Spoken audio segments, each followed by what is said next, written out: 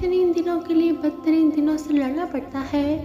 جو اللہ نے تمہارے لیے لکھ دیا ہے اسے تم سے کوئی چھین نہیں سکتا۔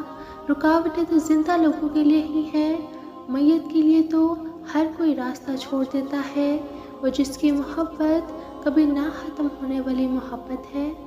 تم خود کی الجھنوں کو اسے سونپ دو، پھر اس کی رحمتوں کے خود پر دروازے کھلتے دیکھو کہ جہاں جا رہے تھے تم اس جگہ سے بہتر ہے یہ جگہ جہاں اب ہو تم۔ حرف زبان سے رکوع تک، آنکھوں کے نیل سے سجود تک، میرا عشق تیرے گرد ہے، فریاد سے کن فیکون تک۔ آگاہ اپنی موت سے کوئی بشر نہیں، سامان 100 برس کا، پل بھر کی خبر نہیں۔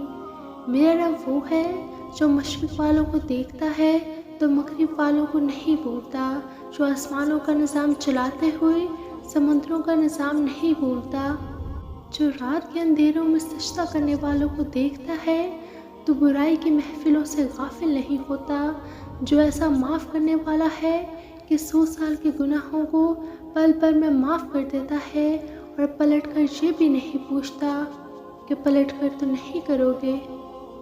کبھی آنکھ کی نمی میں، کبھی تنہا دیکھا ہم نے ہر شخص میں رب چھپا دیکھا۔ جھک جانا ہی محبت ہے اور اس کا سب سے بڑا ثبوت سجدہ ہے۔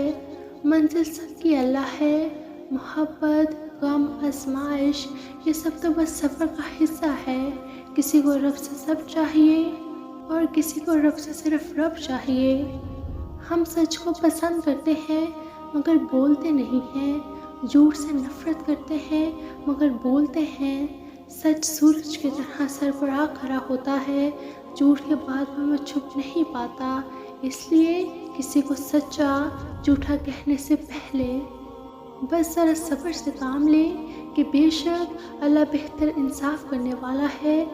رسول اللہ صلی اللہ علیہ وآلہ وسلم نے فرمایا، آدمی کے جھوٹا ہونے کے لیے یہی کافی ہے کہ وہ ہر سنی ہوئی بات کو آگے بیان کر دے۔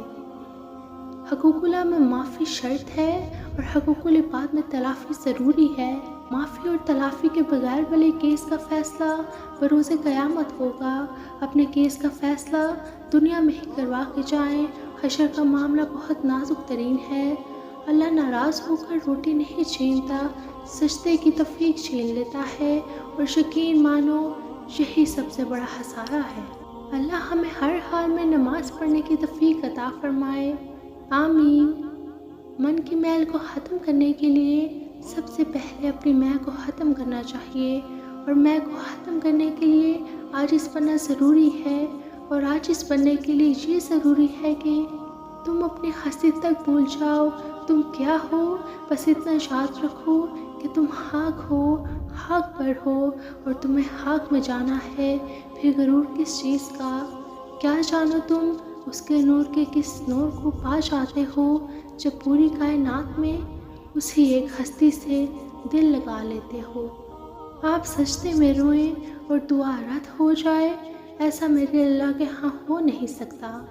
دعا کی طاقت کو کبھی کم نہ سمجھیں، تقدیر اور قسمت سے زیادہ طاقت دعا میں ہوتی ہے۔ میں نے گر کر دیکھا، یا اللہ تیرے سوا کوئی نہیں اٹھاتا، تیری رحمت سے مایوس نہیں، تجھ پر ہی تو میرا پورا انحصار ہے۔